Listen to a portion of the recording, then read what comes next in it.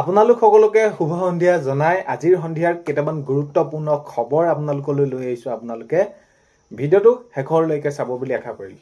আজি হৈছে 14 ফেব্ৰুৱাৰী। আজিৰ সন্ধিয়াৰ খবৰকেইটা আপোনালোকে চাওক আৰু আপোনালোকে ভিডিঅ'টো শেষত আপোনালোকৰ মতামত কমেণ্টৰ জৰিয়তে জনাওক। আৰু এইখিনিতে আপোনালোকক এটা অনুৰোধ কৰিম, চেনেলটোলৈ যদি আপোনালোক নতুনকৈ আহিছে চেনেলটো ছাবস্ক্ৰাইব কৰাৰ লগতে কাষতে থকা বেল আইকনটো প্ৰেছ কৰি অল কৰি থব, যাতে নতুন এটা ভিডিঅ' দিয়াৰ লগে লগে আপোনালোকে আগতীয়াকৈ চাবলৈ পায়। যদি ভিডিঅ'টো চাই ভাল পায় লাইক এটা কৰি দিব আৰু শ্বেয়াৰ কৰিব বুলি আশা কৰিলোঁ। এতিয়া প্ৰথমটো খবৰ হৈছে মৰাণত হাজাৰ হাজাৰ ৰাইজ উপস্থিত আজি দেখা গ'ল। যিহেতু প্ৰধানমন্ত্ৰী ডাঙৰীয়া অসমলৈ আহিলে, কেইবাটাও কাৰ্যসূচীত অংশগ্ৰহণ কৰিলে আৰু মৰাণত যি তেনেদৰে মাননীয় প্ৰধানমন্ত্ৰী ডাঙৰীয়াই তেনেদৰে কাৰ্যসূচী ৰাখিলে আৰু তাত উপস্থিত দেখা গ'ল যে হাজাৰ হাজাৰ লোক, হাজাৰ হাজাৰ জনতা আজি উপস্থিত দেখা গ'ল। নেক্সটটো খবৰ হৈছে মৰাণৰ ৰাষ্ট্ৰীয় ঘাইপথৰ পৰা যুদ্ধ বিমানৰ উৰণ অৱতৰণ 16খন যুদ্ধ বিমানৰ দৃষ্টিনন্দন এয়াৰ শ্ব'। তো আজি বায়ু সেনাই তেনেদৰে সেইখিনি এয়াৰ শ্ব' কৰিলে। মৰাণৰ ৰাষ্ট্ৰীয় ঘাইপথৰ তেনেদৰে সেইখিনি যুদ্ধ বিমান যি উৰণ অৱতৰণ আৰু প্ৰধানমন্ত্ৰী ডাঙৰীয়া উপস্থিত থাকে আৰু বহুতখিনি তেনেদৰে লোক সমাগম হয়, হাজাৰ হাজাৰ। নেক্সটটো খবৰ হৈছে আজি 14 ফেব্ৰুৱাৰী পুলৱামাৰ বীৰ শ্বহীদসকললৈ শ্ৰদ্ধাঞ্জলি। তো যিহেতু আপোনালোকে গমে পায় CRPFৰ যিসকল জোৱান আছিলে তেওঁলোকক কেনেদৰে সেইখিনি তেনেদৰে হত্যা কৰা হৈছিল। তো সেইখিনিক লৈ বীৰ শ্বহীদসকললৈ শ্ৰদ্ধাঞ্জলি জ্ঞাপন কৰিছোঁ। নেক্সটটো খবৰ হৈছে মাননীয় মুখ্যমন্ত্ৰী মহোদয় এইবাৰ এই যি নিযুক্তি প্ৰক্ৰিয়া 1.5 লাখতকৈ অধিক তেনেদৰে শেষ কৰিলে আৰু অলপ বাকী আছে। ফেব্ৰুৱাৰী মাহতে সেইখিনি নিযুক্তি প্ৰক্ৰিয়া দিয়া হ'ব বুলি কৈছে। আৰু অহাবাৰকৈ মাননীয় মুখ্যমন্ত্ৰী মহোদয়ে জনাইছে যে 2 লাখ নিযুক্তি দিয়া হ'ব। তো মাননীয় মুখ্যমন্ত্ৰী মহোদয়ে আজি বৃহৎ ঘোষণা তেনেদৰে কৰিছে যে আগন্তুক সময়ত 2 লাখ অৰ্থাৎ আগন্তুক বছৰত আগন্তুক কাৰ্যকালত 2 লাখ নিযুক্তি দিম বুলি মাননীয় মুখ্যমন্ত্ৰী মহোদয়ে তেনেদৰে কথা দিছে। এতিয়া মাননীয় মুখ্যমন্ত্ৰী মহোদয়ে যেনেদৰে কৈছে এইবিলাক কামবিলাক কৰিছে, তো দেখা যাব আগন্তুক সময়ত এই 2 লাখ নিযুক্তি দিয়াৰ ক্ষেত্ৰত কেনেদৰে তেওঁলোকে পদক্ষেপ গ্ৰহণ কৰে। নেক্সটটো খবৰ হৈছে আত্মনিৰ্ভৰশীল আঁচনিক লৈ। যিহেতু মুখ্যমন্ত্ৰী আত্মনিৰ্ভৰশীল আঁচনিৰ জৰিয়তে যুৱক যুৱতীসকলক আত্মনিৰ্ভৰশীল স্বাৱলম্বী কৰাৰ উদ্দেশ্যে যি মুখ্যমন্ত্ৰী আত্মনিৰ্ভৰশীল আঁচনি ৰূপায়ণ কৰিছিলে, এই যি আঁচনি ৰূপায়ণ কৰাৰ চেক বিতৰণ কৰি থকা হৈছে। আৰু এতিয়া এইবাৰ কাৰ্যকাল যিহেতু এতিয়া শেষ হ'ব, 26 নিৰ্বাচন আহি আছে আৰু মাননীয় মুখ্যমন্ত্ৰী মহোদয়ে এইবাৰ জনাইছে যে আগন্তুক সময়ত আগন্তুক বছৰত 10 লাখ যুৱক যুৱতীক আত্মনিৰ্ভৰশীল দিম বুলি মাননীয় মুখ্যমন্ত্ৰী মহোদয়ে তেনেদৰে ঘোষণা কৰিলে। তো 1 লাখ নহয়, 2 লাখ নহয়, 10 লাখ যুৱক যুৱতীক আত্মনিৰ্ভৰশীল দিম বুলি মাননীয় মুখ্যমন্ত্ৰী মহোদয়ে তেনেদৰে ঘোষণা কৰিছে। নেক্সটটো খবৰ হৈছে এইবাৰ বিজেপি নিৰ্বাচনত টচ-নচ হ'ব।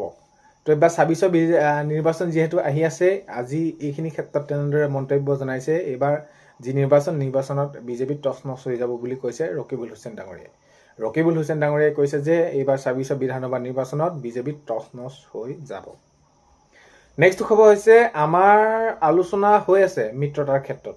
তেতিয়া এই যি বিৰোধীৰ লগত যি অখিল গগৈ ডাঙৰীয়া দল হওক, লুৰিণজ্যোতি গগৈ ডাঙৰীয়া দল হওক, এইখিনিত কংগ্ৰেছে যেনেদৰে মিত্ৰতাৰ কথা কৈ আছে, এইখিনি ক্ষেত্ৰত আজি ডেট দিছে, যদি কাইলৈ গুচি গৈছে, তো তেনেদৰে সেইখিনি প্ৰশ্ন সোধাত ৰকিবুল হুছেইন ডাঙৰীয়াই কৈছে যে আমাৰ আলোচনা হৈ আছে আৰু মিত্ৰতা হ'বই।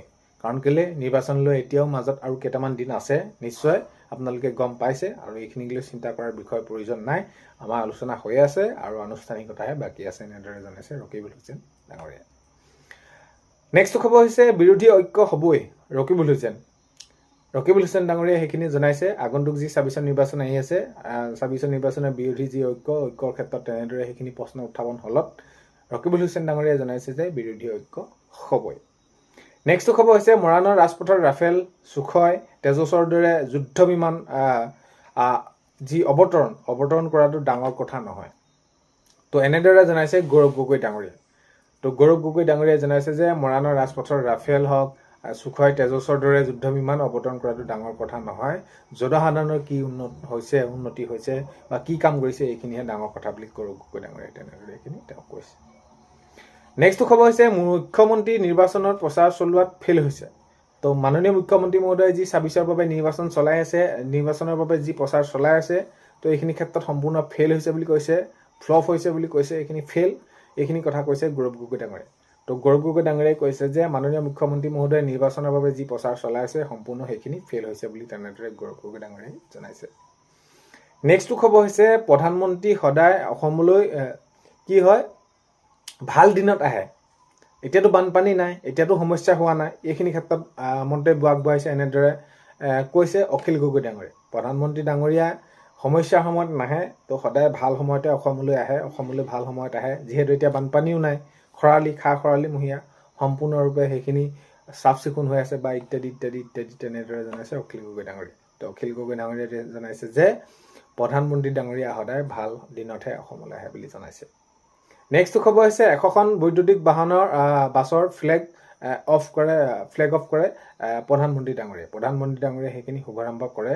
100খন বৈদ্যুতিক বাছৰ যেনেদৰে সেইখিনি গুৱাহাটীত আজি শুভাৰম্ভ কৰে মাননীয় প্ৰধানমন্ত্ৰী ডাঙৰীয়াই। নেক্সটটো খবৰ হৈছে আহোমৰ বৰঘৰত আহি মিয়াই ধমকি দিব এয়া কোনোপধ্যেই সহ্য কৰা নহয়। মিয়াই আহোমৰ বৰঘৰত আহি পিনি দপদপনি চলাব, ধমকি দিব, এয়া কোনোপধ্যেই সহ্য কৰা নহয় বুলি তেনেদৰে জনাইছে জাতীয় সংগঠনৰ নেতা।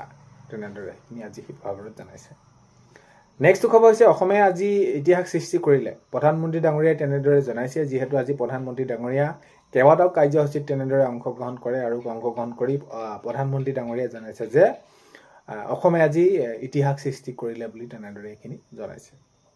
নেক্সটটো খবৰ হৈছে বিশ্বত অসমৰ পৰিচয় আছিল চাহৰ যোগেদি অসমৰ বিশ্বত তেনেদৰে পৰিচয় আছিল আৰু এতিয়াৰ পৰা চিপছ লৈ পিনিও তেনেদৰে বিখ্যাত অসম, এনেদৰে জনাইছে প্ৰধানমন্ত্ৰী ডাঙৰীয়াই। তো বিশ্বত অসমৰ পৰিচয় আছিল চাহ আৰু এতিয়া চাহৰ পৰা চিপছলৈ বিখ্যাত অসম বুলি তেনেদৰে জনাইছে প্ৰধানমন্ত্ৰী ডাঙৰীয়াই। নেক্সটটো খবৰ হৈছে প্ৰধানমন্ত্ৰী নৰেন্দ্ৰ মোদীয়ে উদ্বোধন কৰিলে NIC ডাটা চেণ্টাৰ। তো হয়, প্ৰধানমন্ত্ৰী নৰেন্দ্ৰ মোদী ডাঙৰীয়াই উদ্বোধন কৰিলে NIC ডাটা চেণ্টাৰ। নেক্সটটো খবৰ হৈছে বিমান অৱতৰণতকৈ বিমানৰ ভাড়া কিমান সেয়েহে গুৰুত্বপূৰ্ণ। তো গৌৰৱ গগৈ ডাঙৰীয়া আৰু প্ৰধানমন্ত্ৰী ডাঙৰীয়া যিহেতু এতিয়া আহিছে অসমলৈ, আৰু গৌৰৱ গগৈ ডাঙৰীয়াই তেনেদৰে অহাক লৈ মন্তব্য কৰিছে যে মৰাণত যি বিমান তেনেদৰে অৱতৰণ হোৱাতকৈ বিমানৰ ভাড়া কিমান সেয়াহে অধিক গুৰুত্বপূৰ্ণ বুলি গৌৰৱ গগৈ ডাঙৰীয়াই তেনেদৰে মন্তব্য ৰাখিছে।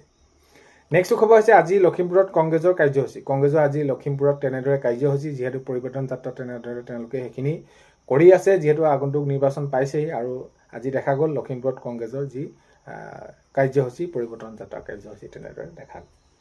নেক্সটটো খবৰ হৈছে খানাপাৰাত বিজেপি বুথ বিজয় সংকল্প সমাৰোহ। তো খানাপাৰাত দেখা গ'ল বিজেপি বুথ বিজয় সংকল্প সমাৰোহ। নেক্সটটো খবৰ হৈছে কংগ্ৰেছক মাওবাদী মুছলিম লীগ আখ্যা প্ৰধানমন্ত্ৰী মোদীৰ। প্ৰধানমন্ত্ৰী ডাঙৰীয়াই কংগ্ৰেছক মাওবাদী আৰু মুছলিম লীগ আখ্যা তেনেদৰে সেইখিনি দিছে।